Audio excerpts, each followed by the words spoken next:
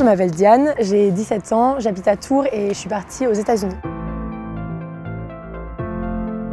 Je pense que c'était les relations que j'avais avec ma famille qui m'ont, dès la première semaine, en fait, accueilli pas comme un ami ou quelque chose comme ça, vraiment comme une part de leur famille. Et on a eu une très bonne relation assez rapidement et avec tous les membres de la famille. J'avais un peu les stéréotypes en tête qui sont plus ou moins confirmés. Surtout que là, j'allais en Californie, donc je m'imaginais du soleil. Vraiment, je sais pas, j'avais un peu le rêve américain en tête et c'est un peu ce qui s'est passé. Alors, ça fait très longtemps ça fait depuis ma 3e, je crois, que je voulais partir de l'école. Enfin, je voulais faire quelque chose et on avait entendu parler d'enfants d'amis qui faisaient ça. Et les États-Unis, c'est vraiment un pays où j'aimerais habiter ou travailler. Et du coup, je voulais un peu voir pour voir si c'était un environnement qui me plaisait, une mentalité qui m'intéressait et avec laquelle, dans laquelle j'aimerais être. Et du coup, c'était vraiment un peu pour vérifier mes idées. Et donc, effectivement, ça s'est super bien passé. Donc, très, très bien. Immédiatement, quand ma famille est venue me chercher, il y avait juste la mère et les 2 filles, sachant qu'il y avait aussi 2 autres garçons et le père. Et immédiatement, ils m'ont serré dans leurs bras et accueilli, comme je disais tout à l'heure, comme si j'étais une de leurs sœurs et c'était vraiment super. Alors j'en ai pas eu beaucoup, mais je pense que fin novembre, à un moment, j'étais fatiguée et il faisait vraiment pas beau et je m'étais fait mal à la piscine ou un truc comme ça. Et je me disais, je me suis effondrée en fait et je me suis mise à pleurer. Je me disais, mais qu'est-ce que je fais chez des étrangers?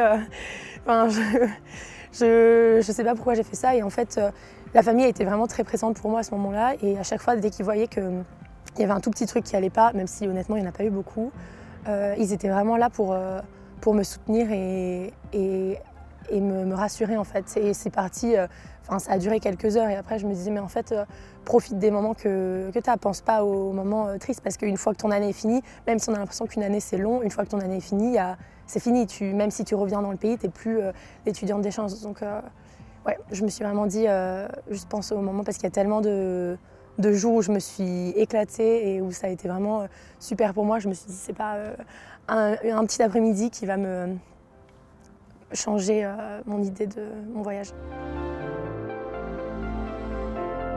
Alors les gens étaient vraiment très ouverts. En même temps, je suis une personne assez bavarde et assez ouverte, je suis pas difficile, donc je vais facilement vers les gens. Et j'avais un peu peur, j'avais pas peur, mais je me disais, est-ce qu'ils vont s'intéresser à moi la première semaine en disant « Ah, la petite française, elle est nouvelle, machin », et ensuite plus me parler et j'étais plus nouvelle quoi. Et en fait vraiment ils m'ont proposé plein de sorties, vraiment je me suis fait des amis très rapidement et je me suis aussi inscrite au water polo et donc ça m'a par la force des choses en fait en étant 2 heures tous les soirs 5 fois par semaine avec des gens, on est un peu obligé de s'apprécier et ça c'était vraiment le bon plan pour se faire des amis quoi. Donc mon intégration s'est vraiment bien passée. Alors vous attendez à rien, n'ayez pas des attentes trop élevées et appréciez tout ce qui vient à vous. Et aussi, comme je disais tout à l'heure, vous attardez pas sur les petits moments où ça va pas bien. Et si vous avez un problème, allez pas pleurer dans votre chambre tout seul. N'hésitez pas à en parler, que ce soit à vos amis, à votre famille, à votre liaison AFS, peu importe. Honnêtement, voilà, en parler aux gens. Il y a une anecdote qui est un peu émouvante, qui s'est passée au début de l'année pour moi. C'était justement... c'était avec mon père d'accueil parce qu'en fait mon père d'accueil travaillait beaucoup et il travaillait loin de la maison, donc il partait tôt, il revenait tard le soir, donc on ne le voyait pas beaucoup. Et j'étais pas inquiète par rapport à la relation qu'on allait avoir, mais je me disais c'est plus difficile pour moi de développer une relation avec lui puisque je le vois moins souvent. Alors que les frères et sœurs et la mère, comme je rentrais à 3 heures de l'école, ils étaient tous là et on passait des moments ensemble, etc. Et donc je me disais, le père d'accueil, je m'entendais bien avec lui, mais j'avais pas une relation aussi développée que ce que j'ai eu, c'était pas aussi immédiat que ce que j'ai eu avec les autres.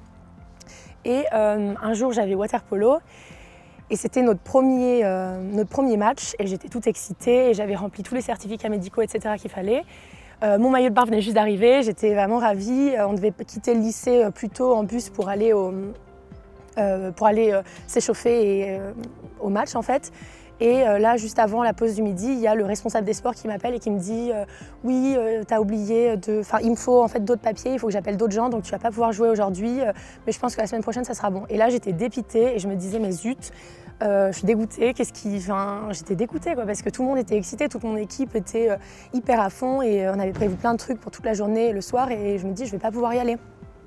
Et en fait, je rentre le midi et je raconte ça à ma sœur d'accueil et qui dit « Oh, je suis vraiment désolée pour toi ». Et là, elle va appeler quelqu'un et je ne savais pas qui elle appelait et je suis repartie en cours. Et en fait, à 3 heures, quand je suis sortie de l'école, sachant que les autres étaient déjà partis, du coup, je ne suis pas allée à mon match de water-polo, sachant que les autres étaient déjà partis en bus, je vois mon père d'accueil qui est planté devant moi, enfin, qui est planté devant le lycée.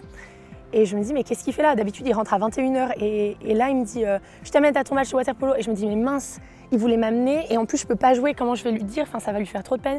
Et je lui dis, mais Eric, je peux pas jouer. Et il me dit, je sais, Josie m'a appelé. Donc, Josie, c'est ma sœur d'accueil. C'était le coup de fil qu'elle avait passé donc le midi.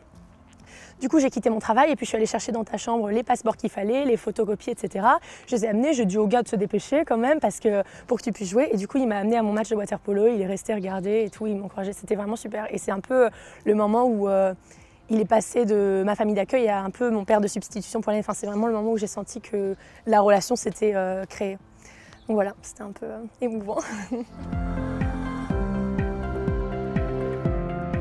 Hi everyone, it's your turn to live the experience and have a life-changing moment in your life. So yeah, share the love and see you soon.